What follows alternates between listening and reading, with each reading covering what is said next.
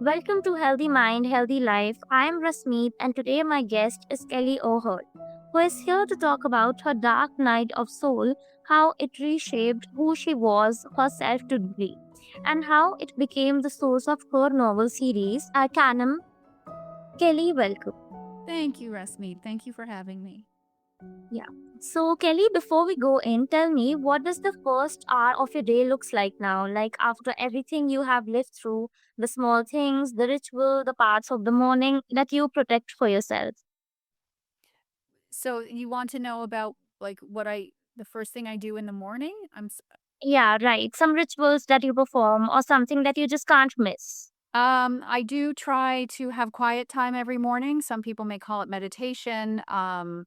But it's very important to me that I spend time just in quiet first thing in the morning. Right.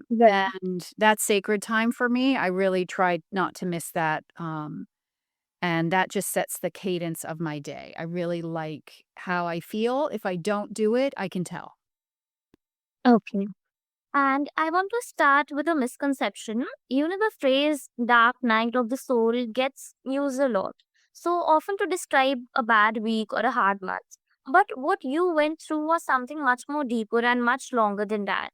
So tell me what is, the part people get wrong about in real dark night of the soul. What does it actually looks like that the culture, short and never captures?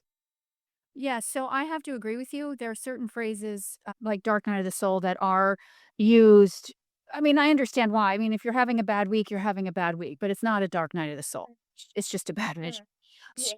To me, a dark night of the soul is an event in your life, a sequence of events, a chapter, if you will, of your life that changes the course of your life. And in order to survive the change, you are challenged greatly to show up for yourself in a way that you hadn't yet prior. Yeah, that's right. And when you were inside that part, what was the thing that surprised you the most? Well, mine started with a health crisis. And, for anyone and the millions of people in your audience that have been through a health crisis, it's a really, really frightening experience. Mm. And Mm. in that health crisis, I realized I was no longer happy in my marriage and that my marriage was over. So there was a lot of foundational truths, the trust in my body, a Mm. marriage, which is something that is so foundationally strong and gives us such a feeling of safety, that was just stripped away from me. So my dark night of the soul was so profoundly difficult, but it really introduced me back to myself and what my capacity is, my inner strength, my willingness to show up for myself and not compromise this one life that we get to experience and as Kelly O'Hearn. So it was my greatest gift, no question. Right. And hearing you describe the inside of yours really reframed something for me because about, how to talk about it at all. So, moving forward to the next question, let's just go underneath. Like, when the architect of an identity comes down, it almost never starts with one event. There are, years of small signals or small refusals, small misalignments that finally accumulate into the unraveling. So, what was actually coming apart underneath and in the years before the Dark Knight arrived in your conscious awareness? It's such a good question, Rasmeet. It's so true. As I always say, the call of the soul begins years before Mm. generally a dark night may occur. Now, Mm. what that means is exactly what you say. You start to get a niggle, an awareness, certain moments, Yes. clarity that you're like, wait a second, whoa, whoa. I, and I knew there was something wrong in my marriage. Mm. And, but I had young children and I really loved my family. I loved the four of us.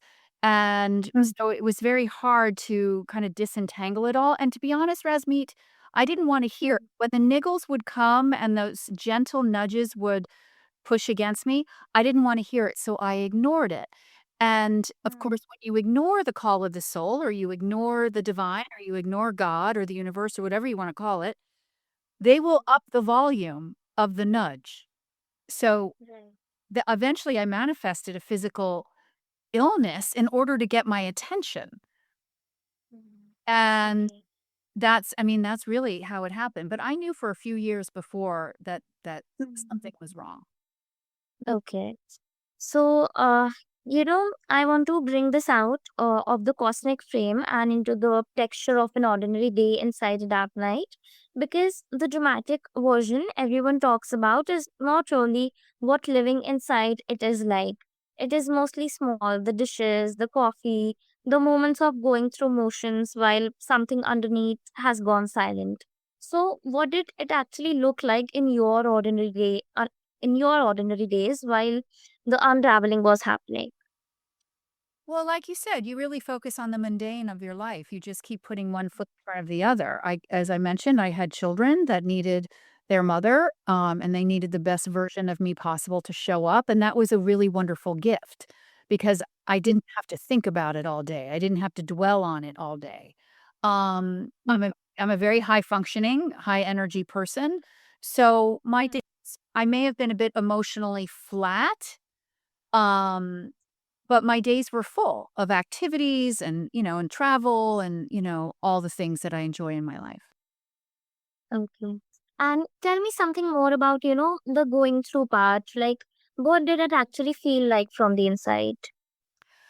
Well, when I was in the throes of it, in the worst chapter, in the worst time of it, I mean, there was great fear there, because the unknown was just staring at me and it was just so vast. Uh, so I really sought out uh, new habits, new interests. That's when I started to meditate. I started mindfulness practices. I tried to really take care of my body and eat well and get good sleep. Because fear can be paralyzing. And I did not, and I knew that if I succumbed to it, it would be much harder to get started again. So I just kept trying to bring in new. Right. And that really reframes something for me, honestly, because most people imagine a dark night as a dramatic stretch of weeping or something, but the real thing is much quieter sometimes, much more ordinary. And that ordinariness is its own kind of grief.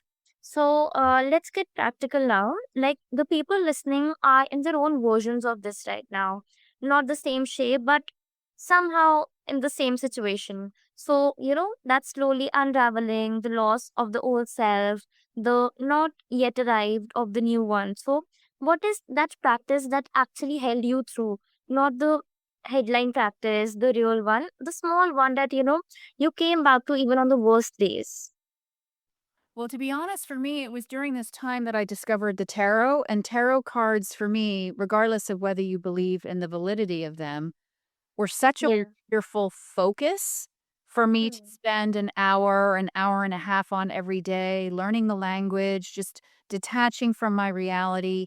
So I would really encourage people, find something that interests you. It doesn't have to be a fascination, but learn a new language, teach yourself to cook. Something that you can focus on that requires your attention and a distraction to it that allows you to completely, like, detach from your reality, because there's a lot of peace in that hour, in that 45 minutes, hour and a half, however long you stay in it. That was, a lifesaver for me. Right, because there's something in what you just said that I really want to hold on for a second, because the practice that holds you through the dark nights of your days is almost never the impressive one. Sometimes it is small, almost an embarrassing one that you do at 6 in the morning or 5 in the morning, because something inside you knew that it was a lifeline before your mind could explain why. So the last big question, because the old self does not just leave quietly, it comes back, um, somewhere, sometimes, especially when the new life feels uncertain or hard sometimes. So there must have been moments, writing where the voice of the old you tried to walk you out of it or told you to go back to something safer, to something more recognizable. So how do you handle those moments now? Or how do you stay loyal to who you are becoming when you were first trying to recruit you back? Yeah, it's true. You know, eh, we're constantly programmed to try to avoid change, especially change that involves pain, and hardship and struggle.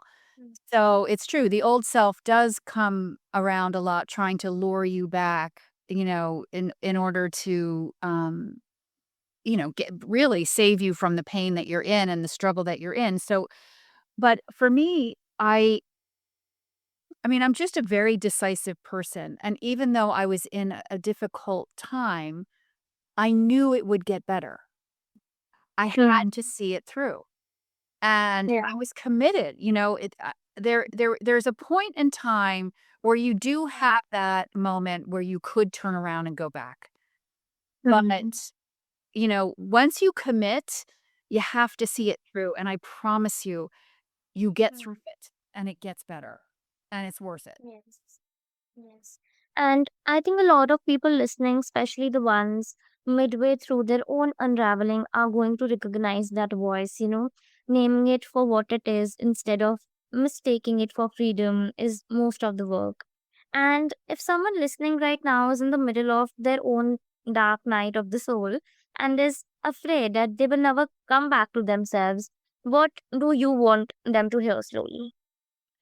Well, you have to understand something. The dark night of the soul doesn't mean you're away from yourself. It's a part of you. So welcome it. Ask it to teach you what you need to know. Don't think of it as a momentary blip in the existence of you that you will come out of and leave behind. No, there's great grace and dignity in having the courage to walk that path. But it's one of the most beautiful parts of me is that part of me that was strong enough to endure that. So I love that part of me, even though it was hard. So I encourage everybody, love the part of you that is struggling, just like you would an injured child. If you saw or an injured animal that you were like would care for to nurse it back to health, like really care for yourself as you're going through this because it's you. I mean, you it's not a separate you. It's not a like momentary blip of you. It's just you. Right. And Kelly, if someone listening is standing at the wreckage of an old identity and starting to wonder, like, is it actually possible on the other side? What is the one thing you want them to walk away with this podcast today? It's absolutely possible on the other side. Yes. 100% yes. If someone in your audience or many people in your audience are even asking that question, just the ask of that question tells me, yes, go, take that step, be brave. It'll be worth it. Right.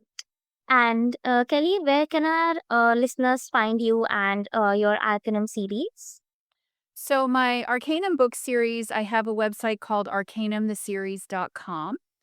And I'm also you can, watch me and my tarot readings as well as my updates about my books on my Instagram account at Kelly O'Hearn Author, and that's the same at Kelly O'Hearn Author on TikTok. Okay. So there was a moment in this conversation where Kelly, you talked about staying loyal to who you are and you're becoming. I just want our listeners to hold that one. So thank you so much, Kelly. Thank you, Rasmeet. It was a joy to talk to Thank you. Same here. And to everyone listening, the Dark Night is not the end of the story.